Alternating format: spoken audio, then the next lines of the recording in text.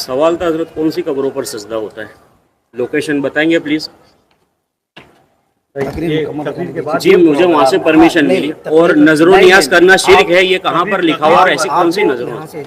ये एक प्रोग्राम हो रहा है तकरीर के बाद, ये मुनासिब तकरीर के बाद मुझे सिर्फ ये लोकेशन पता करनी है कौन सी कब्रों तकरीर के बाद ये ऐसा मुनासिब। आप सबसे गुजारिश है आप बैठ जाएं, आप बैठ जाएं, सबसे गुजारिश है अपनी अपनी जगह पर बैठ जाएं।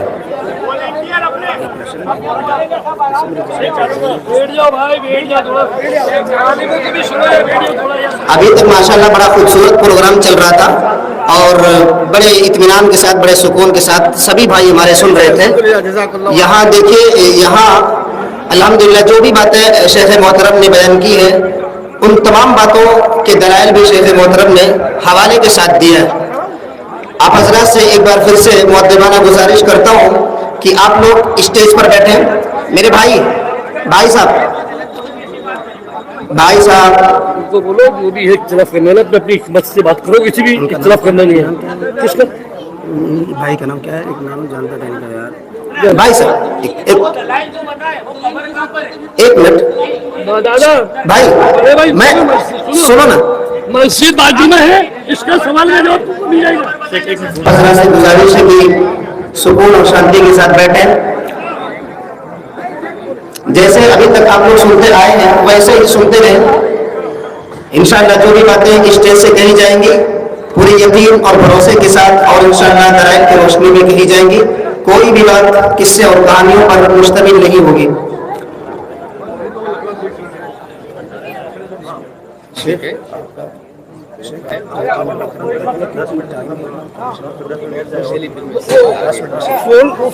बोलो होते बैठिए अपनी।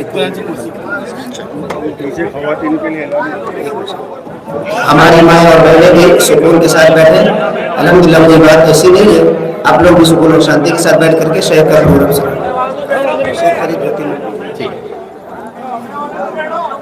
अल्हम्दुलिल्लाह वस्सलातु वस्सलामु अला रसूलिल्लाह व अला आलिहि व सहबिहि व मन वाला। देखिए नबी करीम सल्लल्लाहु अलैहि वसल्लम की हदीस जिसमें आपने खुद कहा लानल्लाहु कौमन इत्तखज़ू क़ुबूर अंबियाइहिम मसाजिद, अल्लाह की लानत उन लोगों पर जो अपने नबियों की कब्रों को मसाजिद बना लें, सजदे की जगह बना लें। एक उमूमी बात है जो सारी उम्मतों के लिए, और ये वईद हमारी उम्मत के लिए भी है। अल्लाह के नबी सल्लल्लाहु अलैहि वसल्लम आखिरी वक्त में कह रहे थे लानतुल्लाहि अलल यहूदी वन नसारा इत्तखज़ू क़ुबूर अंबियाइहिम मसाजिद, अल्लाह की लानत हो यहूद और नसारा पर जिन्होंने अपने नबियों की कब्रों को सजदागाह बना लिया।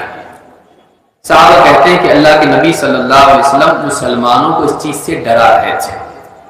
एक चीज जिसका वक़ूअ उम्मत में ना हो सकता हो, बिला वजह अल्लाह के नबी सल्लल्लाहु अलैहि वसल्लम क्यों डराएंगे?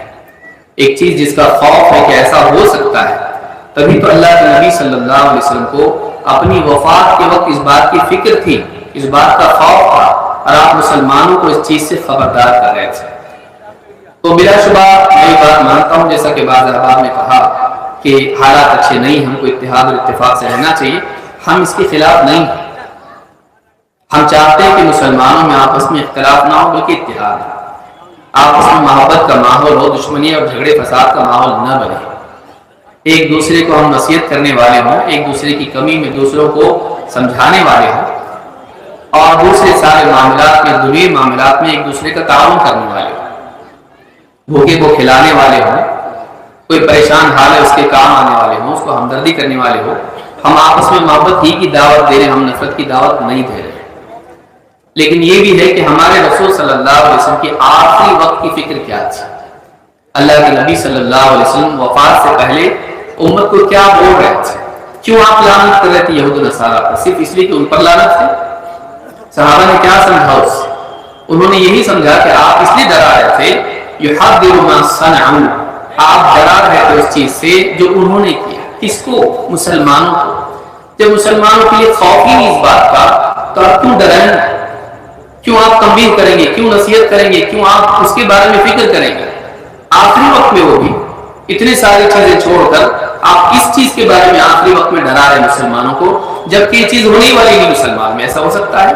پیارے رسول صلی اللہ علیہ وسلم کا کوئی عمل بغیر حکمت کے ہو سکتا ہے جن کو اللہ تعالیٰ نے حکمت تعلیم دینے کے لیے بھیجا؟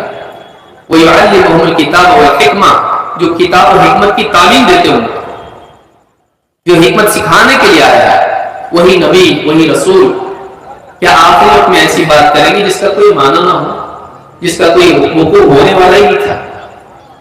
تو یہ بات اپنی جگہ ہے، یہ اصولی بات ہے جو میں کہہ رہا ہوں، جو بات یہاں کہی جا رہی ہے، یہ قاعدہ اصول کی بات ہے۔ ان حدیثوں کا آپ کیا کریں گے؟ ان حدیثوں کو حدیثی کتابیں تو ہے نہیں، آیت قرآن میں ہے شرک کے بارے میں، تو یہ ہم سبھی مانتے ہیں۔ اب ہم اپنے اپنے طور پر دیکھیں کہاں کیا ہو رہا ہے۔ میں نے کسی کا نام نہیں لیا، کسی علاقے کی طرف اشارہ نہیں کیا، تو کیا ہم اس پر بولنا چھوڑ دیں؟ اور کوئی علاقے کا میں بتاؤ کون کرتا ہے، یہ میری ذمہ داری کہ میں بتاؤں کہاں کون کرتا ہے؟ قرآن و سنت میں جو باتیں بتائی گئی ہیں ہم سامنے رکھ رہے ہیں۔ اب کسی کو لگتا ہے کہ فلاں جگہ ایسا ہو رہا ہے تو وہ ہم یہ بھی کہیں گے کہ وہ قانون بھی ہاتھ میں نہ لے، وہ قانون ہاتھ میں نہ لے، وہ نصیحت کرے۔ وَذَكِّرْ إِن نَفَعَتِ الذِّكْرَىٰ، اے نبی آپ نصیحت کیجئے کہ نصیحت سے فائدہ ہو۔ ہمارا کوئی مسلمان بھائی اگر شرک کرتا ہو یا سجدہ کرتا ہو قبر کو یا کچھ اور غلط کام کرتا ہو، ہمارا کام ہے کہ ہم اس کو سمجھائیں، اس کو منع کریں۔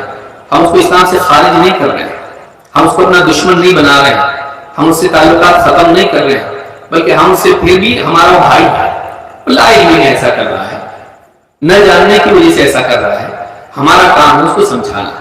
اگر کہ آپ کے علاقے میں ایسا نہیں ہوتا ہے بہت اچھی بات ہے، اگر یہاں نہیں ہوتا ہے اچھی بات ہے، لیکن جہاں ہوتا ہے ہم دیکھیں کہیں ہوتا ہے تو ہم روکیں۔ ایک اصولی بات یہاں بیان کی جا رہی ہے، نہ یہ کہ ہم کسی علاقے کا نام لے کے، میں نے کسی تقریر میں کسی علاقے کا نام نہیں لیا، کسی آدمی کا نام نہیں لیا، تو یہ کہنا کہ آپ بتائیے کہاں ہوتا ہے؟ ہمارا کام ہے ڈھونڈنا۔ اگر کوئی آدمی کہے چوری بری چیز ہے، کوئی آدمی آ کے بتائیے کون چور ہے، اس مجمع میں کوئی چور ہے کہ بتاؤ، میرا کام نہیں ہے، میرا کام یہ ہے کہ میں بتاؤں چوری بری چیز ہے، شراب بری چیز ہے، جوا بری چیز ہے، کیا یہ بتانا غلط ہے؟ فوراً کوئی مجمع میں سے آ جائے میرے پاس کہے بتائیے میں سے جوا کون بہت کھیلتا ہے، تو مجھے نہیں معلوم، تو پھر آپ نے کیوں کہا جوا کھیلنا غلط ہے؟ بھائی جوا غلط ہے، اب کوئی نہیں کھیلتا یہاں سے جوا، شراب نہیں پیتا ہے، چوری نہیں کرتا، بہت اچھی بات ہے، لیکن یہ گناہ جب قرآن میں اس کے بارے میں آیا ہے، حدیثوں میں جب آیا ہے، تو ہم امت کو نہیں بتائیں، ہم اس کے بارے میں لوگوں کو خبردار نہ کریں؟ تو ہمارا کام ہی بتانا۔ اب کہیں ہو رہا ہے تو آپ بھی ذمہ دار ہو، رشتہ داروں میں دور کہیں اور آپ بتائی مت کرو۔ ہم یہ نہیں کہہ رہے کہ آپ ان کے دشمن بن جائیں، جیسے بعض آباد نے کہا کہ بھائی حالات برے ہیں، اتحاد کی بات کرو۔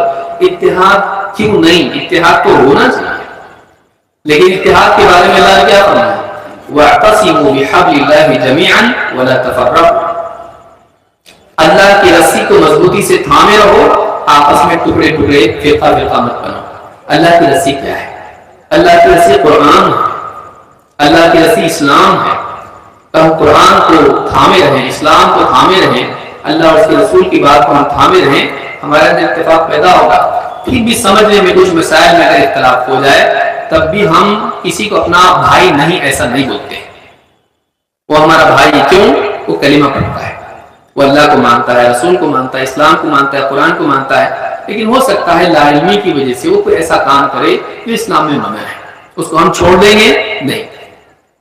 پوری تقریر میں نے ایسے کہیں کہا کہ ہم کو آپس میں اختلاف کرنا چاہیے، مسلمان کو ٹکڑے ہونا چاہیے، کسی کا دشمن ہم کو بننا چاہیے؟ نہیں، وہ ہمارا بھائی ہے، اس کو ہم قریب کریں گے، محبت سے اس کو سمجھائیں گے۔ یہ ماحول ہمارا بنانا ضروری ہے، اس سے آپ جذباتی اگر ہو جائیں تو ماحول خراب ہوگا، اس سے کیا حل نکلے گا بتائیے؟ ہاں اگر میں کسی کا نام لے کے کسی کے اوپر تنقید کروں، آپ مجھ کو بول سکتے ہو کہ آپ نے فلاں کے بارے میں ایسا کہا، کہاں کہا انہوں نے ایسا، کہاں کیا انہوں نے ایسا، آپ مجھ سے پوچھ سکتے ہو۔ ایک عمومی بات میں بیان کر رہا ہوں کہ قرآن و سنت میں جتنی برائیوں کے بارے میں آیا ہے، کیا ہم سب بولنا چھوڑ دیں اس لیے کہ ہمارے پاس پروف ہونا ضروری ہے؟ ایسا ضروری نہیں۔ اصولی بات بیان کرنے کے لیے آپ کے پاس فلاں علاقہ، فلاں آدمی، فلاں دیہات، اس کی مثال ہو ضروری نہیں ہے۔ اللہ کے نبی صلی اللہ علیہ وسلم کے حدیثوں میں یہ آیا ہے کہ قیامت کے وقت، قیامت سے قریب ایسا ہوگا کہ لوگ گدھوں کی طرح راستے میں مرد اور عورت گندی حرکت کریں گے، ایک دوسرے کے ساتھ میں زنا کاری کریں گے راستوں پر جیسے گدھے کرتے ہیں۔ اب کیا کریں، اس حدیث کو بیان کرنا چھوڑ دیں اس لیے کہ آپ کے پاس اس کی مثال نہیں، کہاں ہے بتاؤ ایسا کون کر رہا ہے ایسا؟ بھئی حدیث میں آیا ہے ایسا ہوگا، لیکن آپ نے جب نہیں دیکھا اپنی پوری زندگی میں، اس کا مطلب کیا کریں، حدیث جھوٹی ہے؟ حدیث سچی ہے۔ پیارے رسول صلی اللہ علیہ وسلم کی کوئی بات چاہے ہم نے زندگی بھر نہ دیکھے وہ غلط ہو سکتی ہے کہ کیا ایمان لائے ہم اپنے نبی پر، ہم اپنے نبی پر کیا ایمان لائے، ہم نے نہیں دیکھا آپ کی زندگی میں سے، لیکن ہم اپنے نبی کی بات کو حق مانتے ہیں۔ آپ نے بتا دیا ایسا ہوگا، ہوگا۔ آپ کو خوف تھا ایک چیز کا کیسا ہو سکتا ہے، ہم مانتے کہ ہو سکتا ہے۔ اس کے لیے ضروری نہیں کہ میں کہیں سے مثال بھی آپ کے سامنے رکھوں، نہیں، رکھ سکتے ہیں لیکن نہیں رکھتے تو کیا ہم بتانا چھوڑ دیں اس کو؟ تو یہ یاد رکھیں کہ اس طرح کی جو بھی باتیں ہوتی ہیں یہ دین کے بارے میں جذباتیت کی وجہ سے ہوتی ہیں۔ ٹھنڈے دل سے اگر کوئی آدمی غور کرے تو بہت ساری باتیں اس کی سمجھ میں آ سکتی ہیں۔ نبی صلی اللہ علیہ وسلم نے جو بھی باتیں بیان کی ہیں، چاہے ہم کو وہ دکھائی دے نہ دے، ہماری زندگی میں ہمارے سامنے آئے نہ آئے، لیکن آپ نے بتا دیا، وہ پتھر کی لکیر سے بھی زیادہ پکی بات ہے، ہم اس کو مانتے ہیں، ہم اس کو مانتے ہیں، بس ہمارے نبی نے بتا دیا، ہم مانتے ہیں اس کو، چاہے ہم کو دکھائی دے یا نہ دے۔ یہ ہمارا ایمان ہونا چاہیے، یہ ہمارا یقین ہونا چاہیے۔ تو جو بھی باتیں، ابھی بہت ساری باتیں تھی، وقت اس میں کافی نکل گیا، اور اب آپ نے کہا کہ بھائی بات سمیٹ لیں اپنی، لیکن یاد رکھیں کہ جتنے بھی ایمان والے ہیں، اللہ کو اپنا رب مانتے ہیں، اللہ کو معبود برحق مانتے ہیں، نبی صلی اللہ علیہ وسلم کو اپنا نبی اور رسول مانتے ہیں، خاتم النبیین مانتے ہیں، قرآن کو اللہ کی کتاب مانتے ہیں، اسلام کو اللہ کا دین مانتے ہیں، وہ ہمارے بھائی ہیں، وہ ہمارے بھائی ہیں، چاہے وہ کسی غلطی میں مبتلا ہوں، ہم ان کو اسلام سے باہر نہیں نکال رہے۔ کیوں؟ اس لیے کہ ہم جانتے ہیں کہ اتنے دور کے بعد اور نبی صلی اللہ علیہ وسلم کے زمانے سے دوری کی وجہ سے، ماحول کے بگاڑ کی وجہ سے، قوموں کی وجہ سے بہت ساری چیزیں ہمارے اندر آ گئی ہیں۔ کیا ہم نہیں جانتے؟ جاہلی رسم و رواج بہت ساری چیزیں ہمارے یہاں پر ہیں، تو ہم کیا کریں؟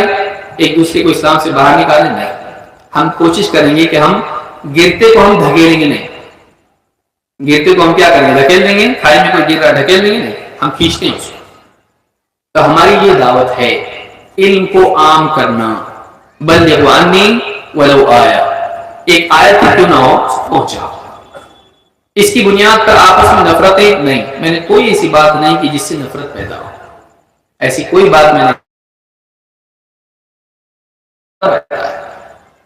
کہ ہماری زندگی میں آئے، شرک ہماری زندگی سے نکلے، بولے ہم قرآن سے پھر شرک کی آیتیں نکال دیں گے ہم لوگ، وہ تو سب مشرکوں کے لیے تھی، ہمارا کیا فائدہ اس میں؟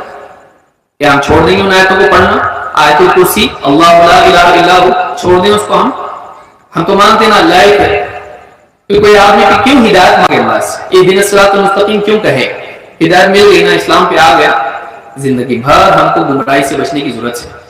ابراہیم علیہ السلام دعا کر رہے ہیں وَجُنُوبْنِي وَبَنِيَّ أَن نَعْبُدَ الْأَصْنَامَ، اے اللہ مجھے شرک سے بچا، بتوں سے کی عبادت سے بچا، میری اولاد کو بچا۔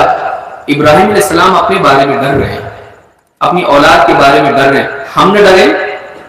نہیں ہو رہا شرک پوری امت میں، ہم بولنے لگ جائیں ابراہیم علیہ السلام اپنی اولاد کے بارے میں ڈر رہے ہیں، اپنے بارے میں ڈر رہے ہیں، ہم نہیں ڈرے؟ اتنا نبی ڈر رہا ہے، ہمارے نبی صلی اللہ علیہ وسلم ڈر رہے ہیں کہ اللہ کی لعنت و یہود و نصارہ پر، انہوں نے اپنے نبیوں کی قبروں کو سجدہ بنا دیا، آپ ڈر رہے ہیں اور آپ ڈرا رہے ہیں لوگوں کو، جبکہ آخری وقت ہے آپ کا۔ بہت ساری اور باتیں بول سکتے تھے، یہی کیوں؟ معلوم تھا کہ یہ امت میں ہو سکتا ہے، کیا ہمارا کام نہیں ہے؟ تو یہ جو ہم ایک تڑپ کے ساتھ بول رہے ہیں، آپ اس کو یہ نہ سمجھیں کہ ہم کسی کو ہم برا بولنے کے لیے بول رہے ہیں، نہیں، یہ ہم اپنے دل کی تکلیف کی وجہ سے بول رہے ہیں کہ آج مسلمانوں میں بہت ساری کمیاں ہیں، لیکن پھر بھی ہم ان کو اپنا بھائی مانتے ہیں، ہم کوشش یہ کر رہے ہیں کہ ان کے اندر سے برائیاں نکلیں، ان کے اندر سے برائیاں نکلیں۔ اگر ہماری بات میں کسی کی دل آزاری ہوتی ہے، کسی کو برا لگا، وہ ہماری بات پہ ٹھنڈے دماغ سے غور کرے، اس کو محسوس ہوگا کہ نہیں ان کی بات غلط نہیں تھی، وہ بولنا کچھ چاہ رہے تھے، میں کچھ سمجھا۔ تو ہم کسی کا دل توڑنے کے لیے نہیں بول رہے ہیں، ہم تو دل جوڑنے کی بات کرتے ہیں۔ اللہ کے نبی صلی اللہ علیہ وسلم سارے لوگوں کو جوڑنے کے لیے آئے تھے. ہم توڑنے کے لیے نہیں آئے ہیں, ہم جوڑنے کے لیے آئے ہیں. لیکن کس چیز پر جوڑیں؟ اپنی عقل, سماج, میجورٹی, پبلک نہیں, کتاب و سنت, اللہ اور اس کے رسول کی بات سے. پیارے رسول صلی اللہ علیہ وسلم جو بولتے ہیں ہم اس کو مانیں گے, ہمارا رب جو بولتے ہیں ہم اس کو مانیں گے. تو ماحول کو ہم بھی خراب نہ کریں. اور ٹھیک ہے, کوئی آدمی آ گیا سوال پوچھنے کے لیے, اس کے دل کی ایک تکلیف ہے, وہ اس کو سمجھ میں نہیں آئی بات, برا لگا اس کو آیا, باقی لوگ بھی اس کو اپنا دشمن نہ بنائیں, وہ بھی ہمارے بھائی ہیں, اور ہم محبت سے ان کو سمجھانے کی کوشش کریں, ماحول خراب نہ کریں. یہ بات اپنی جگہ درست ہے کہ ماحول اچھا نہیں ہے, اس میں اور زیادہ ہم جذباتی ہو کر کیوں آئے اور پکڑ کے ان کو پوچھنے لگے اس طرح کی. ٹھیک ہے, ہوتا ہے ایسا, کوئی آ جاتا ہے, ہو سکتا ہے اللہ تعالیٰ ان کو اس بات کی توفیق ملی کہ ہماری بات پہ مزید غور کر سکے, اور اگر ہماری بات میں کچھ غلطی ہے اللہ تعالیٰ ہم کو سمجھتا فرمائے. ہم اپنے لیے بھی ہدایت کی دعا کرتے ہیں, ان کے لیے بھی اللہ تعالیٰ ہم سب کو ہدایت نصیب فرمائے. تو یہ جو مجلس ہے اس میں مقصود یہی تھا کہ توحید کے فوائد لوگوں کے سامنے آئیں اور شرک کی برائیاں لوگوں کے سامنے آئیں, تاکہ ہم شرک سے بچنے والے بنیں. اللہ رب العالمین ہم سب کے آنے کو قبول فرمائے, اور ہم میں سے ہر ایک کو اللہ تعالیٰ ہدایت سے نوازے, اور ہم سب کو گمراہی سے بچائے, توحید پر مرنے کی توفیق دے, اور شرک سے اللہ تعالیٰ ہم سب کو بچنے کی توفیق عطا فرمائے. اور اولیاء اللہ کی محبت ہمارے دلوں میں اللہ پیدا کرے. بعض لوگ یہ بھی سمجھتے ہیں ہم اولیاء کو نہیں مانتے. ہم اولیاء کو مانتے ہیں, لیکن ہم اولیاء کو اللہ کا مقام نہیں دیتے ہیں. اولیاء کو اللہ کے سب سے نیک بندوں میں سے مانتے ہیں, اور ان کی تعظیم کو اپنے اوپر لازم سمجھتے ہیں, بلکہ اولیاء پر ایمان کو ایمان کا حصہ سمجھتے ہیں. الا ان اولیاء اللہ لا خوف علیہم ولا هم يحزنون الذين آمنوا وكانوا يتقون. خبردار, اللہ کے اولیاء پر نہ کوئی خوف ہوگا اور نہ وہ غمگین ہوں گے قیامت کے دن. الذين آمنوا وكانوا يتقون, یہ وہ لوگ ہیں, اولیاء کون ہیں؟ جو ایمان لائے اور پرہیزگار زندگی گزارتے رہے, جو ایمان والے تھے, جن کا عقیدہ صحیح تھا اور جن کی زندگی میں تقوی تھا. اسی لیے میں نے اپنی خطاب میں کیا کہا کہ وہ شریعت کی کوئی لحاظ نہیں کرتا ہے, وہ دین کے اعتبار سے بالکل بھی کچھ جانتا نہیں ہے, لوگ اس کو بھی کرنے لگ جاتے ہیں. تو ہم ان کو اولیاء مانتے ہیں جو اللہ کی پر ایمان والے ہوں, صحیح عقیدے والے ہوں, اللہ کی عبادت کرتے ہوں اور تقوی والے ہوں, نبی صلی اللہ علیہ وسلم کی سنتوں پہ چلتے ہوں. یہ اللہ کے ولی ہیں. ان پر ایمان لانا اور ان کی تعظیم کرنا, ان کا احترام کرنا, یہ ہمارے لیے دین ہے. ایک عام عالم کا ہم احترام مانتے ہیں, اللہ کے ولی کا ہم احترام نہیں مانیں گے. لیکن ہر ایک کو ولی بنا دے ہم نہیں. ولی کی جو بنیاد بتائی اللہ نے, ایمان اور تقوی. اللہ کے ولی کو پہچاننے کا راستہ کیا بتایا؟ ایمان اور تقوی. جس کی زندگی میں کمال درجے کا ایمان ہو, جس کی زندگی میں کمال درجے کا تقوی ہو, اللہ تعالیٰ ایسے بندوں کو اپنا ولی بناتا ہے. اور ان کے بارے میں حدیث بخاری کی ہے, من عاد لی ولیا فقد آذنتہ بالحرب. جو میرے کسی ولی سے دشمنی کرے اس سے میرا جنگ کا اعلان ہے. اس صحیح بخاری کی حدیث ہے کہ جو میرے کسی ولی سے دشمنی کرے, دشمنی مول لے, اس کے لیے میری طرف سے جنگ کا اعلان ہے. تو ہم اللہ سے نعوذ باللہ جنگ کا اعلان ہم اپنے لیے مول لیں؟ ہم اولیاء کے دشمن نہیں ہیں, ہم اولیاء سے محبت کو واجب مانتے ہیں, لیکن ہر ایک کو ولی بنا دینا بھی ٹھیک نہیں ہے. اس کی کنڈیشن جو قرآن میں بتائی گئی ہے وہ کنڈیشن ہم کو یاد رکھنا چاہیے, ایمان اور تقوی. اور تقوی میں اتباع سنت بھی آتا ہے, کیونکہ اللہ نے کیا فرمایا, قل ان کنتم تحبون اللہ فاتبعونی یحببکم اللہ. اے نبی آپ کہہ دیجئے کہ اگر تم واقعی اللہ سے محبت کرتے ہو تو میری اتباع کرو, اللہ بھی تم سے محبت کرے گا. معلوم ہے کہ اللہ کی محبت سنت سے ملتی ہے. اتباع سنت جس کی زندگی میں ہو اس کو اللہ کی محبت ملتی ہے. اگر کسی کی زندگی میں سنتیں نہ ہو, آپ اس کو اللہ کا ولی بنا لیں, کیسے ہو سکتا ہے؟ اللہ نے بتایا, اللہ اس بندے سے محبت کرتا ہے جو سنتوں کا پابند ہوتا ہے. تو یہ موٹی موٹی باتیں ہیں. اس طرح کا کبھی اگر کسی پروگرام میں ہو جائے تو ماحول ہم بھی خراب نہ کریں. ٹھیک ہے, کوئی آ گیا پوچھنے کے لیے, تھوڑا سا اس کو سمجھ میں نہیں آیا, اس کو لگا کہ بولنا چاہیے, یہ غلط بول رہے ہیں, ہم ایسے لوگوں سے درگزر کا معاملہ کریں. ہم ایسے لوگوں سے درگزر کا معاملہ کریں, اس کو زیادہ اور طول نہ دیں. میں مشورہ احباب کو دوں گا کہ اس کو لمبا نہ کریں. ہو گیا ختم ہو گیا، چھوڑ دیجیے اس کو۔ اللہ تعالی ہم سب کو ہدایت نصیب فرمائے، ہم سب کو صراط مستقیم پر جمائیں، سب کے دلوں کو اللہ جوڑ دے اور سب کو مل جل کر اللہ کے دین کو لوگوں میں عام کرنے کی توفیق عطا فرمائے، ہم سب کو قرآن و سنت کی پیروی کی توفیق عطا فرمائے، صحابہ کے نقش قدم پر چلنے والا بنائے، اولیاء کی محبت کے ساتھ جینے والا اور اسی پر مرنے والا بنائے۔ اقول هذا واستغفر الله لي ولكم۔